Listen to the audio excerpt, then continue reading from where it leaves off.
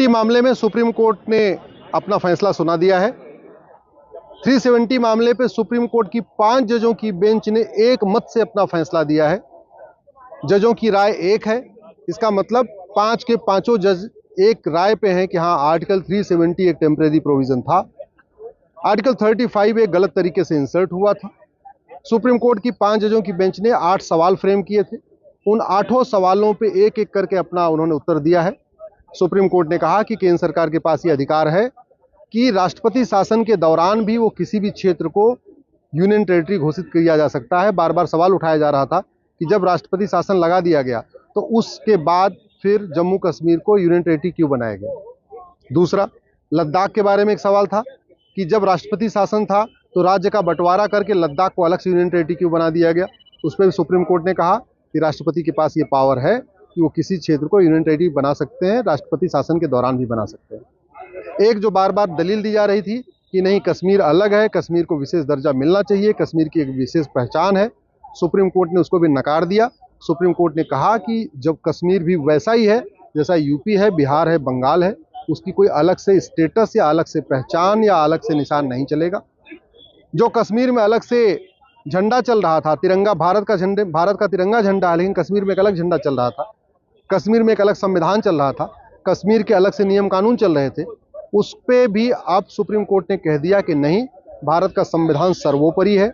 और central government ने जो डिसीजन लिया है एक देश एक विधान लागू करने का, एक देश एक संविधान लागू करने का, वो बिल्कुल सही फैसला है।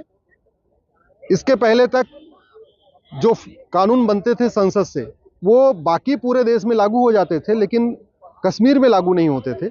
कश्मीर में वो तब लागू होते थे जब कश्मीर की विधानसभा उस पर प्रस्ताव पास करती थी, कश्मीर की विधानसभा उसको अपहेड कर देती थी, उस पर अपनी मुहर लगा देती थी। और नतीजा ये था कि जितने एंटी करप्शन लॉ थे वो कश्मीर में लागू ही नहीं होते थे।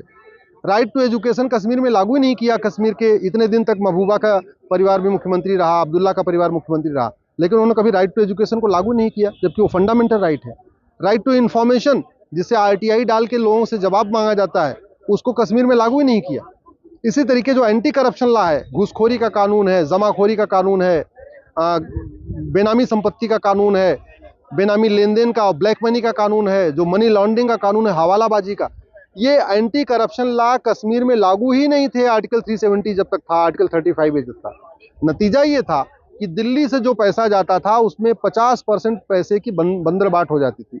नेता नौकरशाह मिल के पैसा लूट रहे थे, पार्षद, प्रधान, सांसद, विधायक उसको अपनी तरीके से खर्च कर रहे थे, मनमानी तरीके से खर्च कर रहे थे। किसी के खिलाफ मुकदमा नहीं दर्ज होता था क्योंकि कानून नहीं था, और किसी को आरटीआई में बताया नहीं जाता था क्योंकि आरटीआई वहां लागू नहीं था। जब से 370 खत्म हुआ, आर्टिकल 35 खत्म हुआ, तब से करीब 50 कानून जो कश्मीर में लागू नहीं थे वो सारे के सारे लागू हो गए। अब उसका नतीजा ये है, कश्मीर में भ्रष्टाचार भी कम हुआ है, कश्मीर में शांति आई है। और जब सबसे रूट है, जो कश्मीर में पत्थरबाजी था उसका मूल कारण आर्टिकल 370 था। कश्मीर में अलगाववाद, आतंकवाद का जो रूट था आर्टिकल 370 था। कश्मीर में जो कट्टरवाद फैल रहा था, जिहाद फैल रहा था, मजहबी उन्माद फैल रहा था, फ्राइडे को पत्थरबाजी हो रही थी, उसका रूट का आर्टिकल 370 था, जो उनको विशेष दर्जा मिला हुआ था।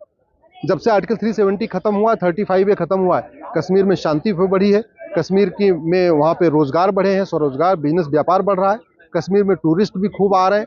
तो इसलिए आज सुप्रीम कोर्ट ने इन सभी फैक्ट को ध्यान में रखते हुए केंद्र सरकार के सभी फैसले को मान्य करार दिया। जो केंद्र सरकार ने 370 खत्म करने का फैसला लिया, 35 खत्म करने का फैसला लिया, जो कश्मीर का अलग से निशान था उसको खत्म किया, जो केंद्र सरकार ने अलग से जो संविधान चल रहा था कश्मीर का उसको खत्म किया, अलग से जो विधान चल रहा था उसको खत्म किया। सुप्रीम कोर्ट ने केंद्र सरकार के उन सभी फैसलों को अपहेल्ड कर दिया है, उस पर अपनी मुहर लगा दिया है। अब कम से कम जो अब्दुल्ला परिवार या महबूबा परिवार बार बार ये एक नई तरीके दलील देते रहते थे कि नहीं 370 परमानेंट है, 370 नहीं हट सकता, 35 ये नहीं हट सकता, तो उन सभी सवालों का जवाब सुप्रीम कोर्ट ने दे दिया है। और मैं आशा करता हूं कि अब इसके बाद कम से कम 35 370 के बारे में विवाद बंद हो जाएगा। अब कोई भी पॉलिटिकल पार्टी या नेता सुप्रीम कोर्ट के इस फैसले के बाद 35 के पक्ष में या 370 के पक्ष में नहीं बोलेगा। और जैसे बंगाल, बिहार, गुजरात भारत के अभिन्न अंग बन के रहते हैं और एक समान स्टेटस मिला हुआ है, वैसे कश्मीर को भी एक समान स्टेटस मिला रहेगा। इससे फायदा ये होगा कि अभी जो कश्मीर में एक अलग से भावना चल रही थी नहीं हम तो कश्मीरी हैं। और कई बार तो ऐसा भी देखा गया कि लोग, भारत के लोग वैष्णो देवी जाते थे, कश्मीर घूमने जाते थे, तो वहां के लोग कहते थे तुम इंडिया से आए हो। ये जो भावना चल रही थी, उस भावना पे बहुत हद तक लगाम लग जाएगा अब इस फैसले के बाद। अब मुझे लगता है सारे विवादों का समाधान हो गया। जो है हमारी सुप्रीम कोर्ट ने ये दे दिया है कि अब 370 हिंदुस्तान के कॉन्स्टिट्यूशन का कभी हिस्सा नहीं रहेगी। दुनिया भूल जाएगी कि कभी ये हिस्सा था। आज सुप्रीम कोर्ट का ये फैसला ऐतिहासिक फैसला आया है। आज के बाद मुझे लगता है 35 और 370 के पक्ष में जो दलीलें दी जा रही थी वो सब दलीलें बेमानी हो गई हैं।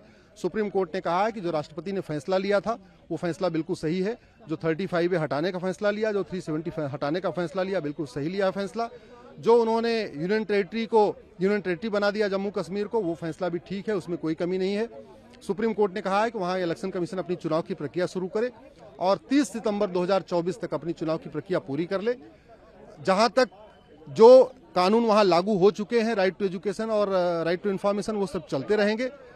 इस बीच में जितने भी फैसले लिए जा चुके हैं, उन किसी भी फैसले को, केंद्र सरकार के फैसले को सुप्रीम कोर्ट ने वापस करने का आदेश नहीं दिया है। इसका मतलब ये हुआ कि जो केंद्र सरकार का फैसला था उस पर सुप्रीम कोर्ट ने अपनी मुहर लगा दिया है।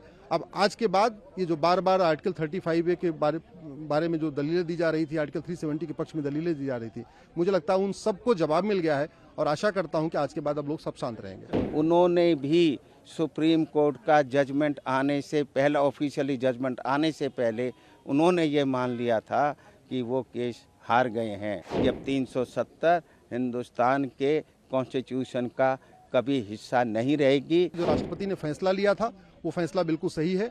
जो 35A हटाने का फैसला लिया, जो 370 हटाने का फैसला लिया, बिल्कुल सही लिया फैसला। मैं सुप्रीम कोर्ट बार एसोसिएशन के अध्यक्ष के नाते, ऑल इंडिया बार एसोसिएशन के अध्यक्ष के नाते और international council of jurist London के अध्यक्ष के नाते इस जजमेंट का वेलकम करता हूं, क्योंकि ये जजमेंट भारत की सर्वोच्च न्यायालय द्वारा, भारत के सीनियर मोस्ट 5 जजेज द्वारा दिया गया जजमेंट है। और 16 दिन दोनों पार्टीज़ को जो है पूरी उनको अपॉर्चुनिटी दी गई अपने अपनी आर्गूमेंट को बताने की, और उसको सुनने के बाद आज ये जो है डिसीजन आया है। और जैसे कि मिस्टर कपिल सिब्बल, जो मेरी तरह एक सीनियर एडवोकेट हैं, जो मैं आज सुप्रीम कोर्ट बार का अध्यक्ष हूँ, वो पहले 2002 में अध्यक्ष रहे हैं। उन्होंने भी सुप्रीम कोर्ट का जजमेंट आने से पहले, ऑफिशियली जजमेंट आने से पहले उन्होंने ये मान लिया था कि वो केस हार गए हैं। तो क्योंकि हम वकील जो होते हैं, जो सीजन्ड एडवोकेट होते हैं, उनको पता होता है कि इस केस में क्या होना है, परंतु कई बार हम जो अपने क्लाइंट को राजी करने के लिए, कई बार अपने वोट बैंक को कंसोलिडेट करने के लिए, या हमारे जो फॉरेन में जो आका होते हैं उनको प्लीज़ करने के लिए, उनका कहना मानने के लिए इस तरीके की फ्रिवलेस जो है पिटीशन डालते हैं।